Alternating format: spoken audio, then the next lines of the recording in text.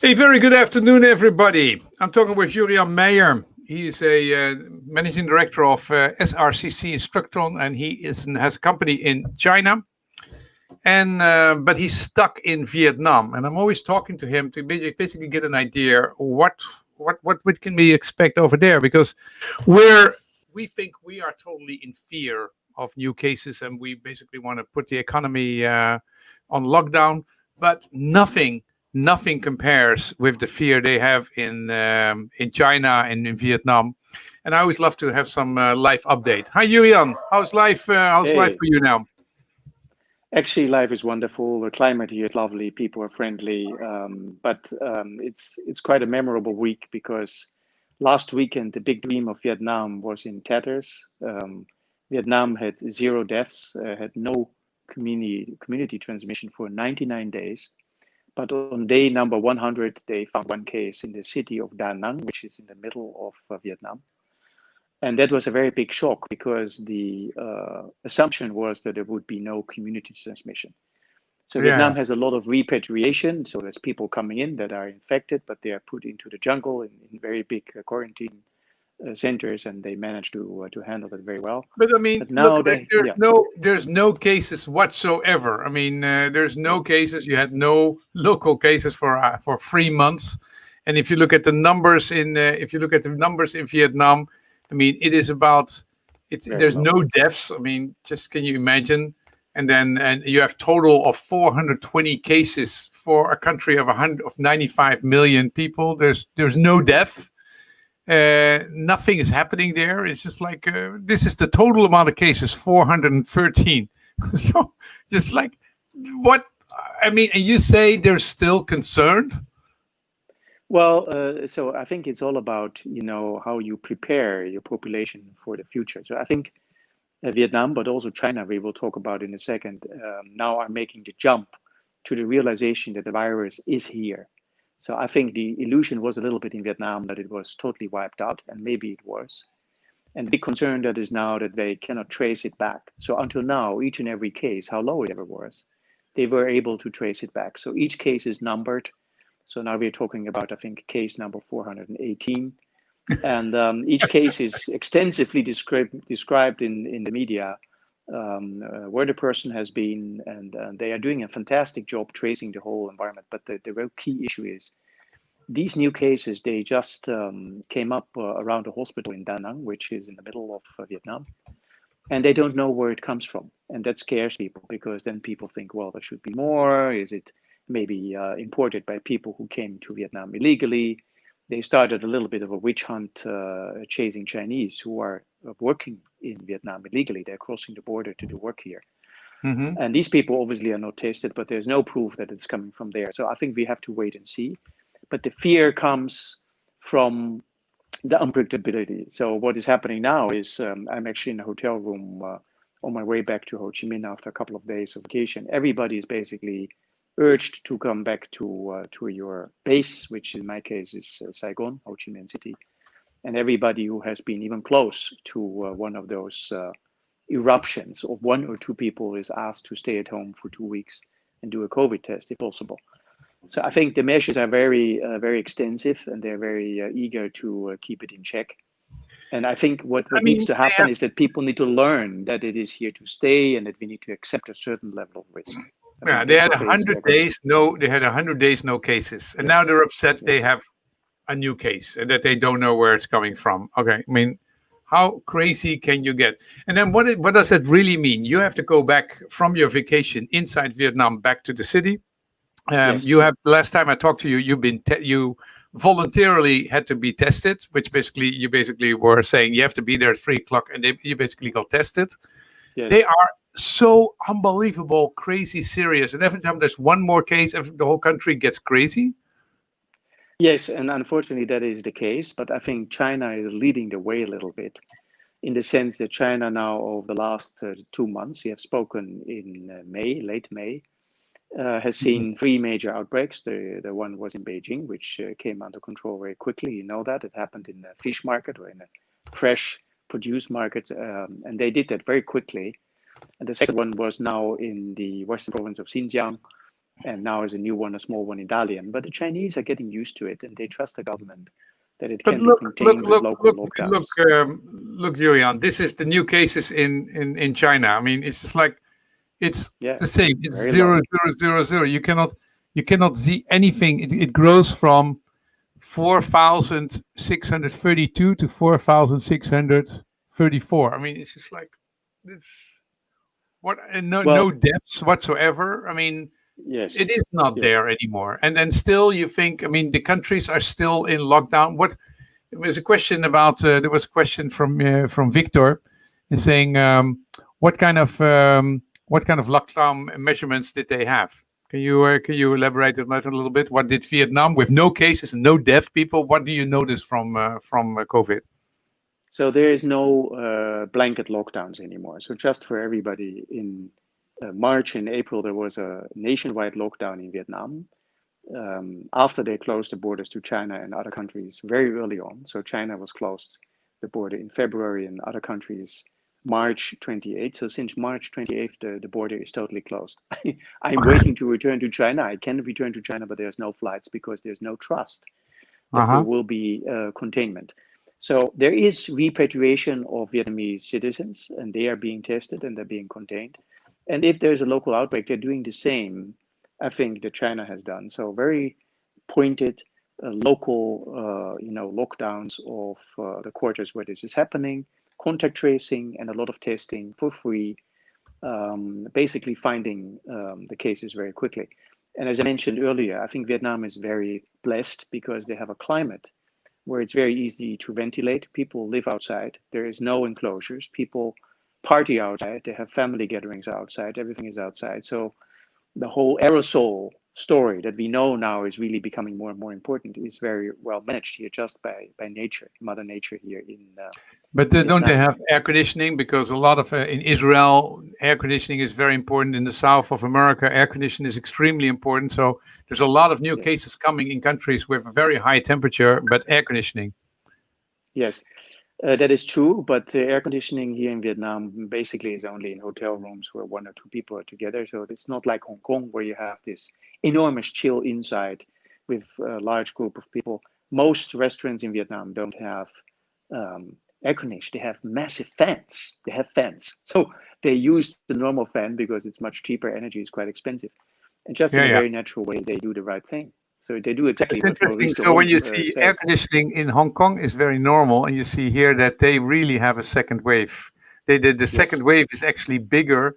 I mean, what's the wave? 42 new cases was the maximum, and now 145 is the maximum. So, but that's it's twice as Hong Kong is twice as small as Holland. So they have some serious cases. But you think air conditioning is there a big thing?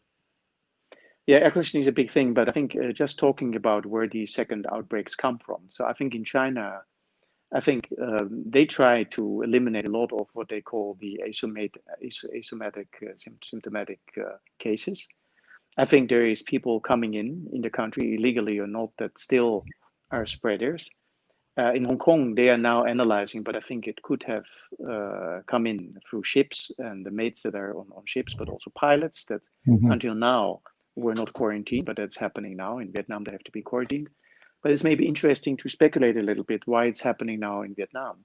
The cases we see here are around hospitals. And a Vietnamese lady explained to me yesterday, and that's very interesting.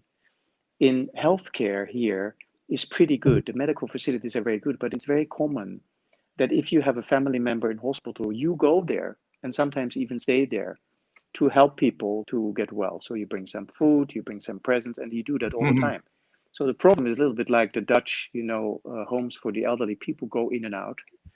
And I think these hospitals are at risk because they're not contained. And I think they have to change that.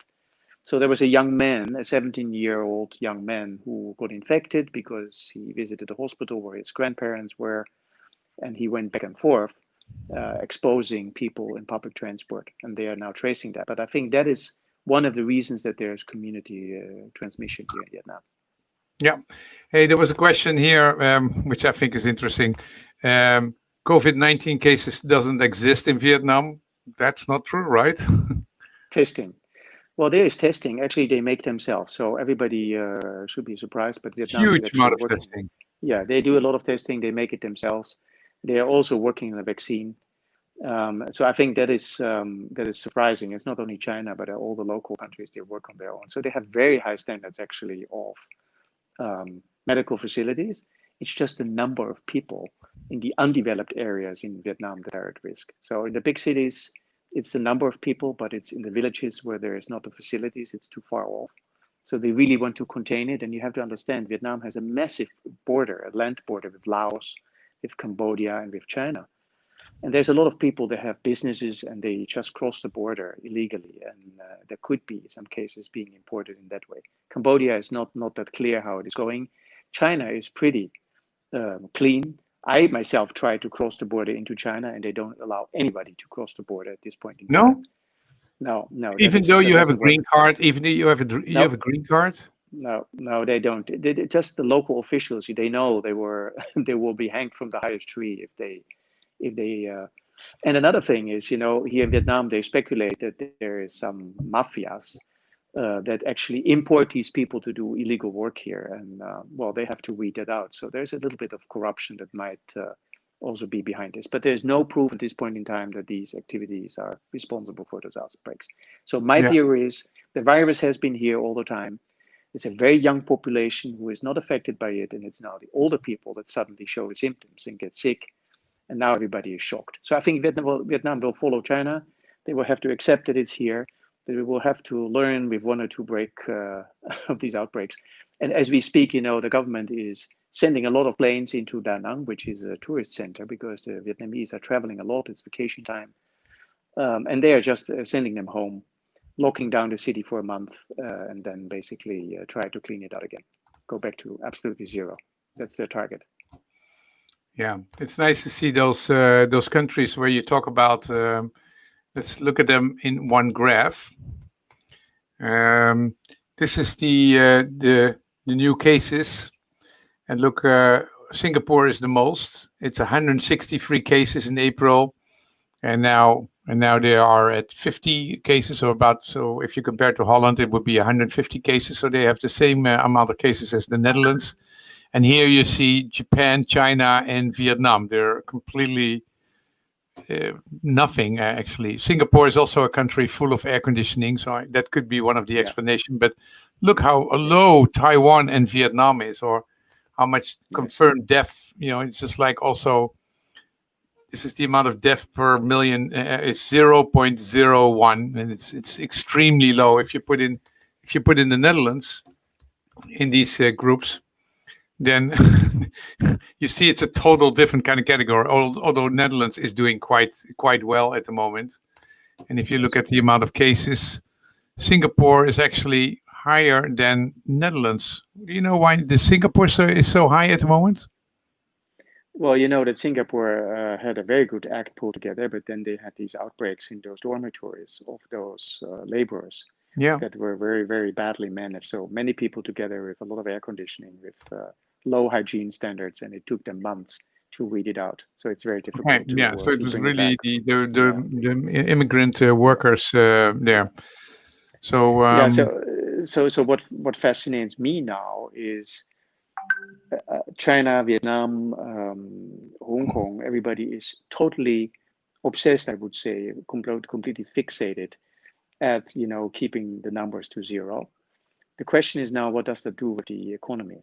Because the countries are closed, they allow just tens or hundreds of people in and out. It's very limited.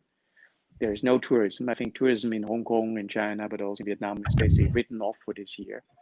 There won't be any tourists until deep into next year. Actually, Australia is doing the same. I just heard that Australia will resume international flights in March next year, end of March next year. They just have locked down Melbourne, so they have a similar approach. They didn't manage to get this bubble in place with New Zealand because they had people coming in and there was quarantine that was leaky. So that was happened in Australia. But my fascination is what that do to the economy. So the second quarters of all countries we are discussing are not that good. China is ramping up because they have a lot of domestic production. But Singapore, Hong Kong, and also Vietnam, they continue to suffer because number one, tourism is dead. I was Well, they spending a still couple of grow. years. They still grow, Jurriaan. I mean, hey, we're going down here between 7 and 11%. They have a slowdown growth of 0.36. Well, normally they would have grown 10% or something like that per year, right? And that they don't have the growth, but they don't have shrink. They don't have shrink, but they need the growth because they have an enormously young population, very similar to India. Just to give you a figure, I know from India. India has so many young people coming into the labor market. They need to create 1 million jobs and growth to sustain, normal life standards. And it's similar in Vietnam. So these countries need the growth. So tourism is not there, but then you have also the demand side because of the very bad situation in the US, which is a very big customer of Vietnam for textile, furniture, shoes. The demand is going down, and a lot of factories that are mostly ran by Taiwanese and Chinese companies and Europeans. Yeah, but China now is are not starting doing. to lay China's off a not lot of doing too people. bad, right? 3.2% growth in Q2 is absolutely. So Vietnam is only 0.3%. China 3.2%. What are the other countries doing? No, I'm not too sure. There's a lot of debate about the number in China. I think China is a lot of state-owned domestic market that is being pulled by the government. They give a lot of coupons. So I wouldn't say this is not autonomous growth in the normal sense, but they're working very hard. I'm working with and in China very hard to get things going again. They're very active. Hong Kong is really down. Singapore is really down. You see the gap in Vietnam, Malaysia. Well, look at this. I mean, but Vietnam plus 0.32%. This is shrinking 41%. Yes. So Singapore really, this is a serious recession. 40% down. How is that possible? And why is it Vietnam and in Hong Kong why is Singapore so much so heavily well, the economy of Singapore obviously is totally different. Singapore is the most mature and rich economy of Asia. They have everything around services and banking. They are very dependent on travel. So Singapore is also closed. So I think Singapore is really suffering from being a hub. So the whole trade volumes are going down. There's lockdowns, has been very tough. So very similar to Hong Kong. So there's no manufacturing there. And there is also a lot of tourism revenue going down the drain. So I think the more mature an economy is and the tougher the lockdown, the bigger the impact. So developing country like Vietnam, the impact is very low. People can survive on $1 a day. But what I really hope is that the Vietnamese and also the Chinese learn to live with the virus. I think that's the interesting psychological thing. That people, are not just closing like an oyster. I just was outside, everybody's suddenly back to masks. we haven't seen masks in 3 months, and now suddenly everybody is masked, they close the swimming pools. So it's a very nervous situation. And I think we need to get used to the idea that we need another year maybe for the vaccine. And until then, it will be ups and downs. So, but what I see is that Vietnam and Hong Kong, they have zero growth. Singapore is extremely heavy from one quarter to the other, and Vietnam is not doing too bad, but it has this growth. Business misses the growth. What do you think? How many businesses will survive if you look from the street, the view from the street? I'll give you an example. It was a very nice small hostel on the beach. And there's about 500 of these hostels in the little village I was, and they all suddenly lose all the revenue because there's 2 people diagnosed with corona. So it's a sudden contraction. They just got some revenue back by reopening the country. So I think there's a massive impact. If you go outside the tourist areas, there's a lot of shuttered shops. So the impact is massive. So my theory is the longer this drags on into the second half of this year, the tougher it will be for all of us because everybody gets tired. Psychological strain. The schools will reopen in a month's time here, in a couple of weeks. There's a lot of concerns. My partner works in international school, and it has been a roller coaster, opening and closing the school, precautions. So I think the whole psychological, economical mix is very volatile, and there is not many people who can handle that kind of pressure. So it's important to create a stability within the insecurity to recover. And I think the only thing that will help is obviously a vaccine, but also medicine to basically eliminate the scariness of the coronavirus. I think that would help a lot. Okay. Well, we have here a statement where Jan says, never in the whole world there is not a second wave. Well, that's interesting. If you look at Israel, there's definitely there's definitely a second wave. If you look at, for example, here this is Hong Kong, and you can really see that there's a second wave. Israel, there's a second wave. Yes. Yeah, look, big this wave is in Israel. the first wave, and then a little bit later is that. And if you look at Hong Kong, if you look at Israel, they have a lot of problems. But what I want to say to you guys, I just thought it was interesting. We have a little bit of new cases, but they have 0 cases over there, and then they have 1 or 2 cases, and the whole country immediately goes into lockdown. All the masks are being used. It's nothing compared to fear we have here, which we are critical about. But the fear in all the countries where Jurriaan is at the moment is really a lot.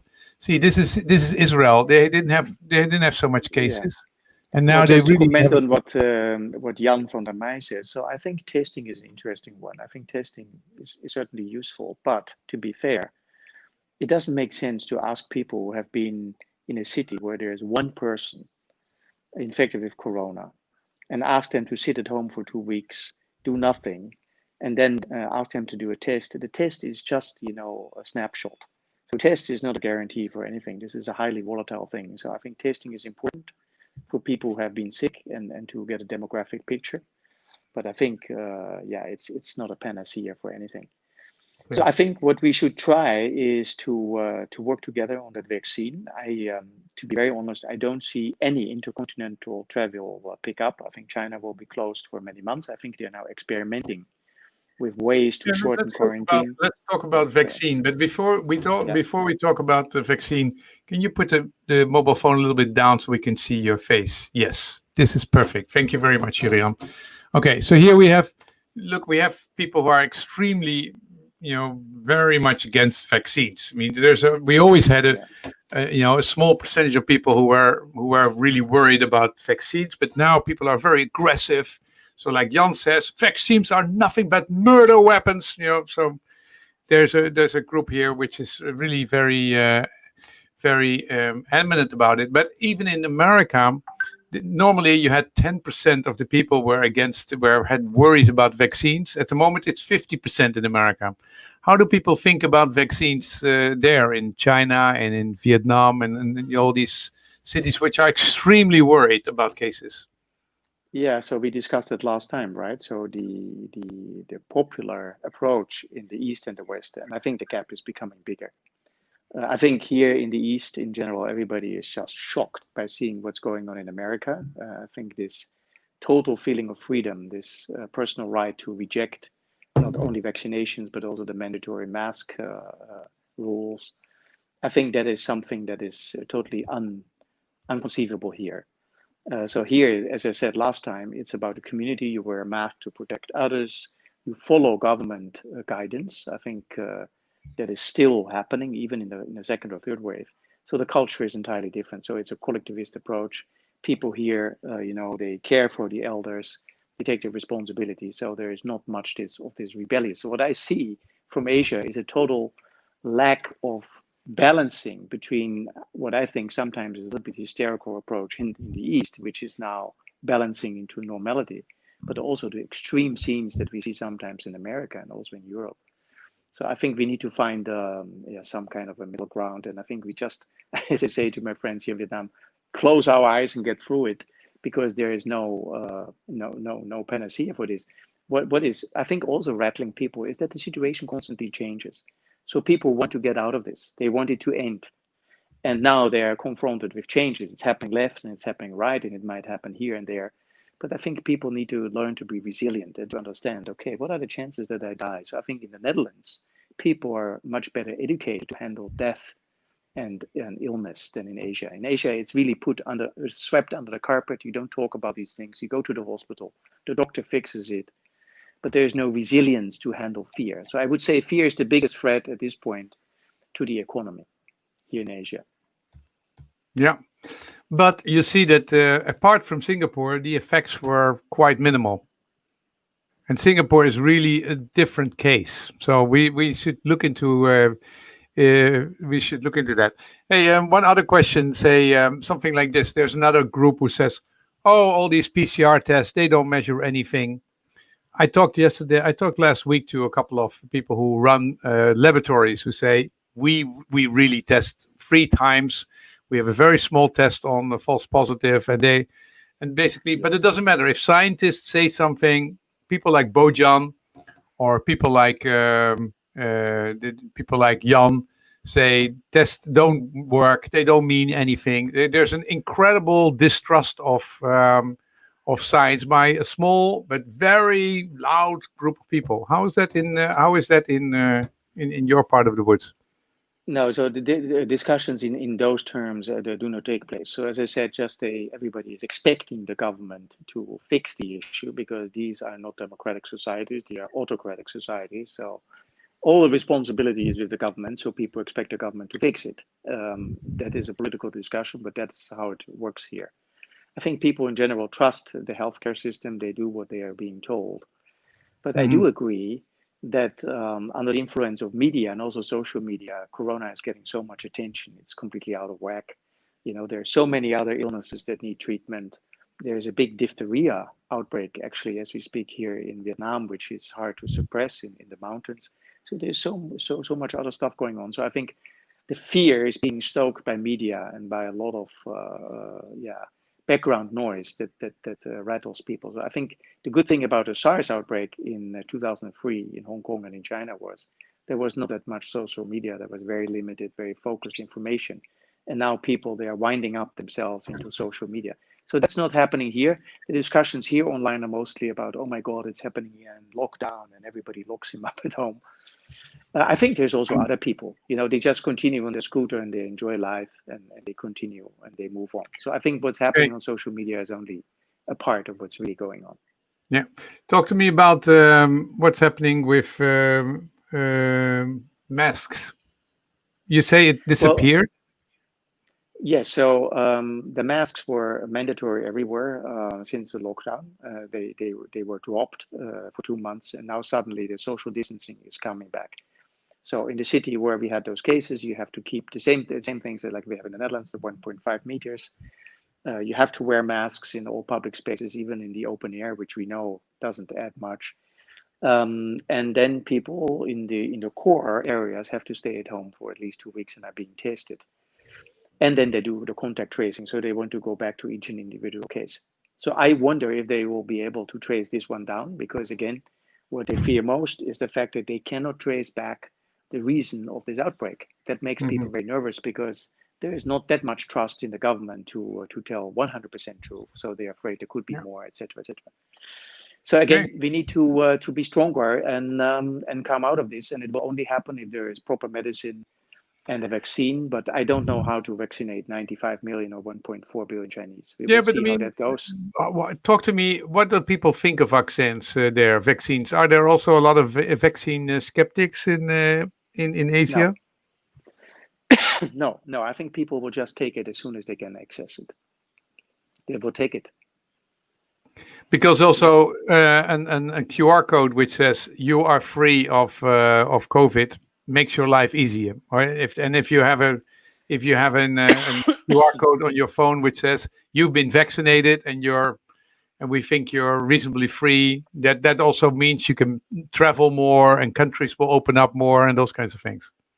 Well, within China, that is already the rule, right? In China, you cannot move 100 meters without your QR code. So you need to show that you have a green code, that you have not walked around in an area where there was COVID. So the people in Beijing had a very tough time because first nobody was allowed to go into Beijing to protect the capital and the government and its people over there. And then Beijing became, a focal point, and then people could not leave Beijing without having been tested. So that makes people very nervous. It's changing by the day. And what I personally find very worrisome is the dystopian use of data. The data is used everywhere. They track and trace everybody down to the micro level. And I think the worrisome thing is that it will stay here. It's here to stay, and that's not something I like. In Vietnam, they don't have the technology yet, so the feeling of freedom is much better here. But even here, they know exactly where I am, and they come to your door and then might test Yeah. you any moment. Jurriaan, when did you have your last test? You sound like you have the rhinovirus. I actually had. You know, Maurice de Hond was very correct. I watched your shows. It's the raining season here, and the raining season here is when people get a cold. So I just got a cold, but I'm absolutely sure that's not corona because the symptoms are very different. It's But do you interesting in have the to first year do here. you have to get a test when you have a cold? Do you No, then no, do you no, then need to be tested for COVID in no, Vietnam? no. It's not like that. It's more where you have been that they want you to stay at home and do a test. And I'm happy to do a test. As you mentioned, I was tested before mandatorily. I was picked up by police, and they might do it again. And that's how it works here. So you have to play with the government because otherwise you are in trouble. So there's no debate about vaccinations and all these things. People will just continue, leading their lives and make money. And I'm afraid that in Asia now the big layoffs and the big economical damage is starting to really bite. To give an idea, in North Vietnam there's a very famous bay with beautiful mountains. It's Ha Long Bay. It's famous for many movies. There is thousands of people usually there, and we just hired a boat for 2 nights. And there usually are about hundreds of boats, and there was only two. So they hadn't had any business for 3 months. So it's very serious for the economy here. People are able to survive this for many years, but I think it's really sad to see people lose their business, and I think it's the same is happening everywhere, right? Yeah, you see that in India. In India, it's really people are dying because they don't have any Yeah, food, they don't have any support systems, and they cannot go back to their families in the cities. And there, it's really disastrous. Do people in Vietnam, if you know you're poor, do people take care of each other there? yeah. So that is very strong solidarity. By the way, as we speak, I just got a pop up that there is 11 more community transmissions, which makes sense. So now, the whole house of cards, the big dream, is falling apart. So I think this is good. This is happening. People know that this is normal and that this will be addressed. But I think the solidarity is very good. In Saigon, many people lose their jobs or at leave. They just go back to their homes and to the countryside, to the rice paddies, and help their parents Yeah. growing veggies in the garden. I think that And what, is so. Yeah, no and what problem there. about you? How many months have you been stuck in Vietnam now? I mean, that's been 4 months or something.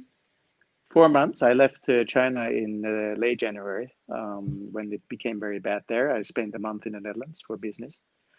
And I entered Vietnam 2 days before the borders closed here.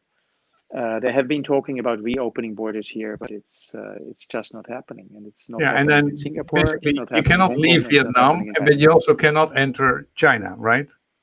I can leave Vietnam. I can fly with a very expensive ticket to Japan and then fly back to Europe, and I have to go in quarantine. I could do that, but I need to go back to China, not to Europe.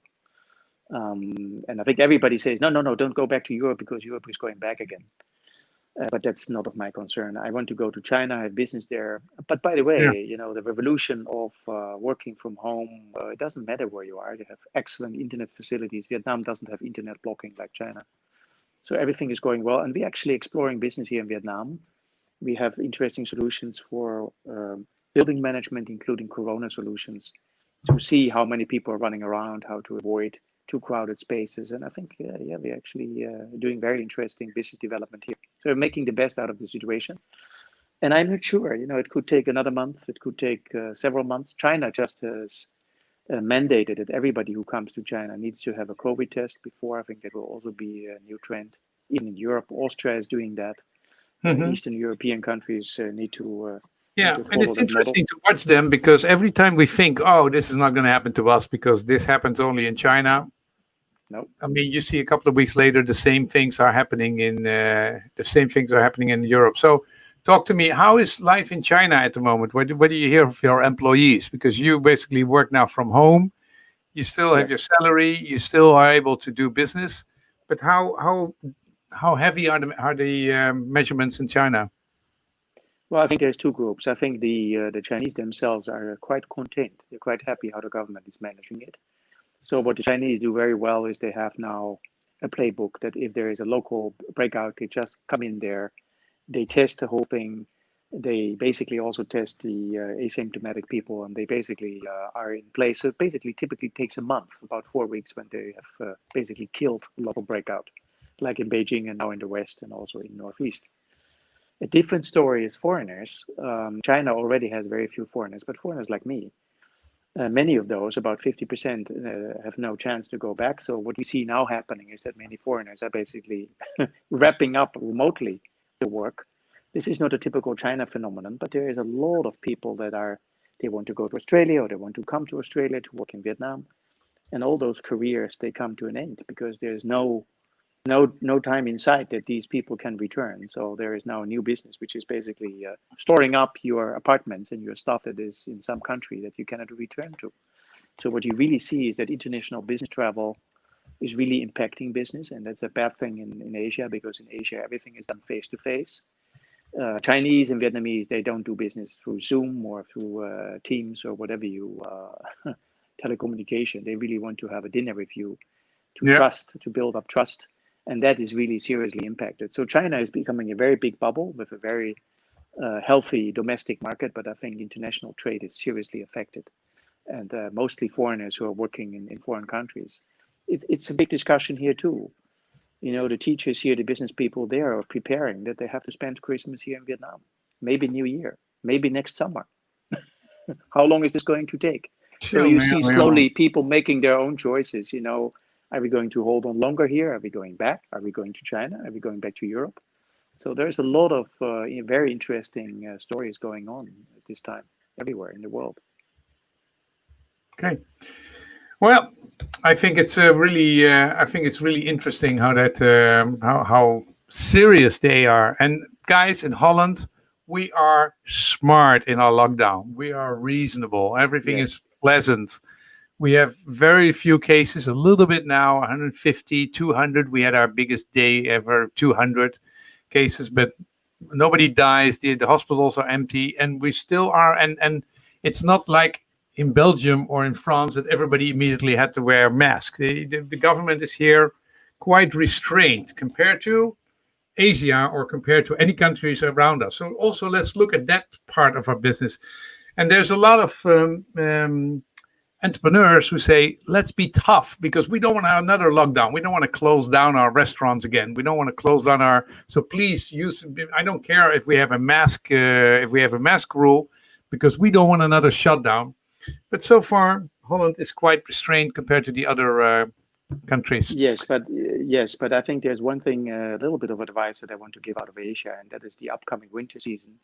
I'm speaking to a lot of my peers and my colleagues in the Netherlands who I work with, also then with my Chinese people.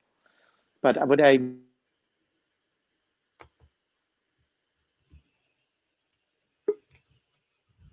really see a little bit of suffering is that people really get tired of people, have been working from home for months. And I think it's really interesting to see that has to change. You have to find a way how to get through the winter, that you can meet up regularly. So I see as a challenge, especially bigger companies, to make sure that your teams stick together, because people, they complain that working through screens for weeks on end is very tiresome. It's really a strain.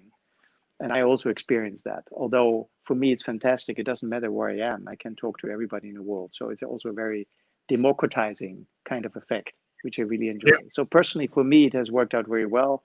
I would encourage everybody to be optimistic and see it with a big dose of humor, because there is a lot of, crisis everywhere. Structron is actually doing very well. Structron in the Netherlands has to work hard to keep the rail infrastructure going, also in Sweden and in other countries. My company actually is helping them with face masks, which are mandatory in companies across the world.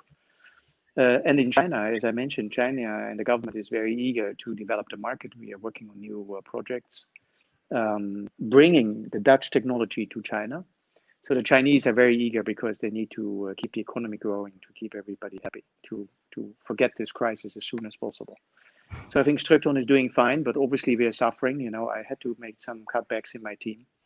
Everybody has to do this, but the basis is solid, and we will come out of this because this is all long-term business. But building new ties, new relationships is really difficult. but I also met some very interesting new business partners. I've never met in person, only online, and we already are friends. So that is that's what I totally would say. new. You can easily make friends. Yeah. I mean, we got friends online, and then I saw you in China, and now we're doing things. Okay, yeah, I wouldn't mind to be in Saigon and just be in the No, it's a very lovely place. Overlooking nicely, the beautiful sky, and basically having a drink. That would be nice. But still, I'm enjoying our talk. Okay, there's not many more questions. There's many, many, many opinions. This is really, see, people are saying this like, Krista, there's not cases, only positive PCR test. Well, I know Willem Engel says there's problems with testing, but they probably they are talking about 2% false positive, but you have 50% unreliable. Okay. And it doesn't matter if I interview all kinds of professors and basically explain that they do the test 3 times, that the chance on false positive very, very low. Krista thinks it's absolutely unreliable in terms of testing. You don't have that problem, but we have a lot here. There's a lot of people who say all kinds of things without any kind of research or any kind of factual information. So it's really interesting how that will change. Well, and how that will develop in your country. It's interesting from me as a Dutch person who is far away in the East. I'm a little bit surprised to see there's a lot of anger in the Netherlands. I think lots of anger. Real challenge. The challenge for us all is not the virus, but it's the impatience going back to normal, and of course, the sometimes very arbitrary decisions that are being made by governments, and that's the big difference. In Asia, people are very, obedient because they don't have the education or the means to voice their opinion, and nobody would care, which is not a good thing. But on the other hand, the social media I see happening in the US and sometimes in Europe is also can be very destructive. So I always tell people, read a good book, try to be helpful to your